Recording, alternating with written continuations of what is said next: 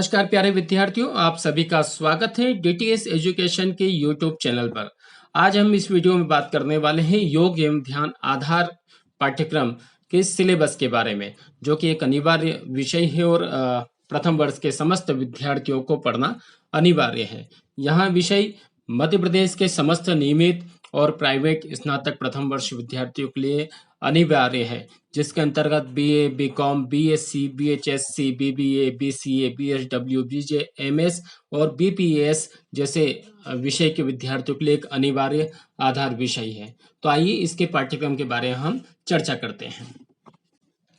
आपका जो योग एवं ध्यान विषय का पाठ्यक्रम है यानी कि सिलेबस है, वो 3 यूनिट में डिवाइड किया गया है, जिसमें इकाई 1 में योग और यौगिक अभ्यासों का परिचय के बारे में जानकारी दी गई है, जिसके अंतर्गत हमें योग एवं योग अभ्यासों को पढ़ना है। इकाई 2 के अंतर्गत यानी कि यूनिट 2 के अंदर श्वास अभ्यास और प्राणायाम के बारे में हम लोग विस्तृत से चर्चा करेंगे आगे के आने वाले वीडियो में। और जो आपको 3rd यूनिट दी गई है उसमें केवल ध्यान अभ्यास है। अब हम इन यूनिटों को थोड़ा सा और विस्तृत रूप से भी देख लेते हैं कि इनके अंतर्गत कौन कौन से चैप्टर हमें पढ़ना है, ताकि आप अच्छे से परीक्षा की तैयारी कर सकें।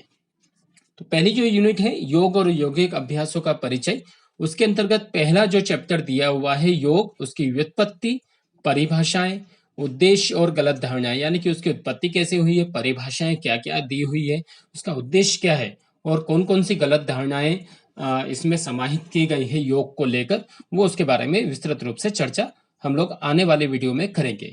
सेकंड चैप्टर है जो है योग, इसकी उत्पत्ति, इतिहास और विकास, यानी कि योग का उत्पत्ति कैसे हुई है, उसका इतिहास कैसा रहा है और किस तरह से आगे बढ़ता हुआ उसका विकास हुआ है, उसके बारे में इसमें चर्चा की जाएगी।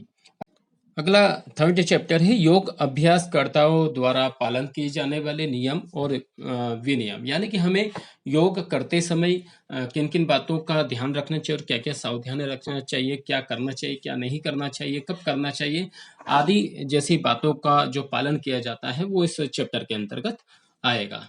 अब अगले चैप्टर की ओर बढ़ते हैं। चैप्टर नंबर 4 योग प्रथाओं का परिचय। कौन कौन सी योग प्रथाएं रही है अभी तक, अलग अलग इतने जो साल गुजर चुके हैं, 5000 से अधिक साल, उनमें कौन कौन सी योग प्रथाएं प्रचलन में रही, उसके विषय में चर्चा की जाएगी। अगला 5th चैप्टर है षटकर्म। योग साधना में उसका अर्थ क्या है, उद्देश्य क्या है और उनका महत्व क्या है षटकर्म का, आदि विषयों को लेकर इस चैप्टर के अंतर्गत हम लोग आगे आने वाले विषयों में यानी कि वीडियो में हम लोग चर्चा करेंगे। अगला चैप्टर है, इस यूनिट का लास्ट चैप्टर है यौगिक शिथिलीकरण और सूर्य नमस्कार का परिचय। तो हमें यौगिक करते समय शिथिलीकरण कैसे करना चाहिए, उसका क्या महत्व है, उसकी हम लोग चर्चा करेंगे। और सूर्य नमस्कार का परिचय, यानी कि सूर्य नमस्कार में आखिर कितने आसन हैं, क्यों करना चाहिए, क्यों और कब करना चाहिए, आदि जैसी बातों को हम इस चैप्टर के अंतर्गत समाहित करेंगे। और प्यारे विद्यार्थियों, आगे आने वाले वीडियो में निश्चित तौर पर ये सारी चीजें हम लोग विस्तृत रूप से देखने वाले हैं। तो अगर आपने अभी तक हमारे YouTube चैनल को सब्सक्राइब नहीं किया है तो जरूर कर ले और बेल आइकन का प्रेस भी कर दे, ताकि आपको समय समय पर नोटिफिकेशन मिलते रहे।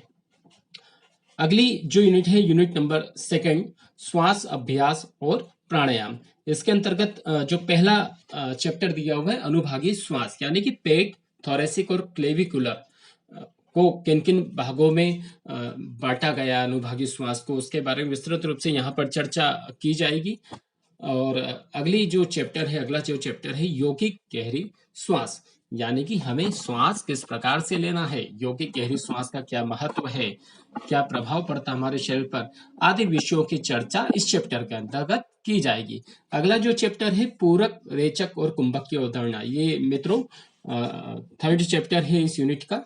इसके अंदर पूरक, रेचक और कुंभक की क्या अवधारणा रही है, मतलब कि किस तरह से हमको इन्हें करना चाहिए, हमारे शरीर पर क्या प्रभाव पड़ना चाहिए इन पूरक, रेचक और कुंभक का, आदि बातों को हम लोग आगे आने वाली वीडियो में विस्तृत रूप से चर्चा करने वाले हैं। तो इस वीडियो को जरूर देखें, अपने दोस्तों को भी शेयर करें जो भी प्रथम वर्ष में है। यानी कि मैंने पहले ही बताया, ये जो हम विषय है योग एवं ध्यान आधार विषय अनिवार्य है, सभी के लिए अनिवार्य है, इसलिए सभी अपने मित्रों को भी इसे जरूर शेयर करें।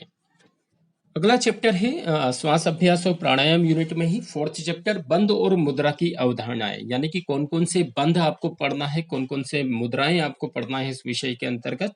वो विषय यानी कि इस चैप्टर में हम बंध और मुद्रा की अवधारणा का पढ़ाई करेंगे, उसको समझेंगे।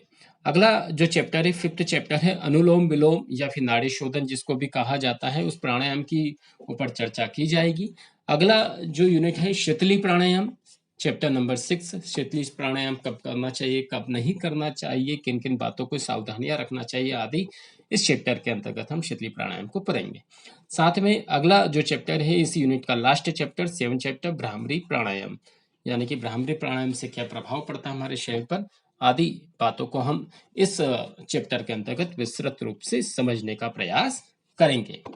अगली और लास्ट यूनिट है यूनिट नंबर 3 ध्यान अभ्यास। इसके अंतर्गत इस यूनिट में हम ध्यान अभ्यास के बारे में विस्तृत रूप से आगे आने वाले वीडियो में हम चर्चा करेंगे।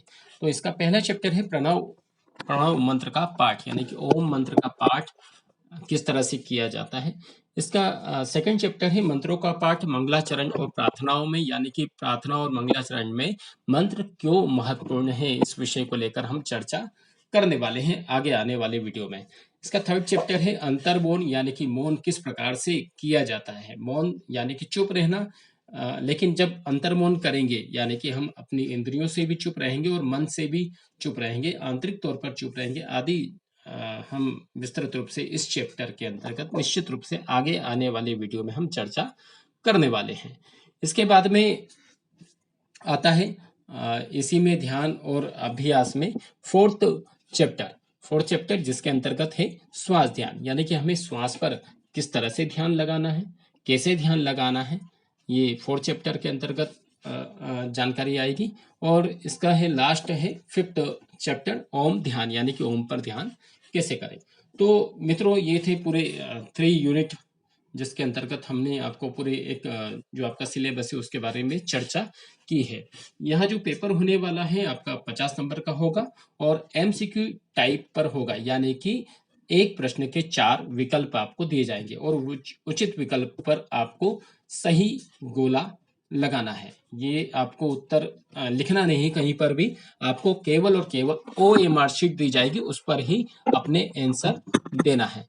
तो आगे वीडियो में बने रहें।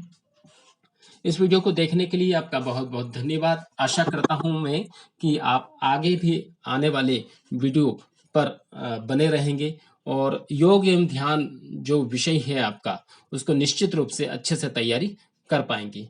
हम कोशिश करेंगे आपको अच्छे से अच्छे वीडियो देने के लिए। हमारे वीडियो को देखने के लिए आपका बहुत बहुत धन्यवाद। हमारे वीडियो को लाइक करें, शेयर करें और सब्सक्राइब करें। धन्यवाद।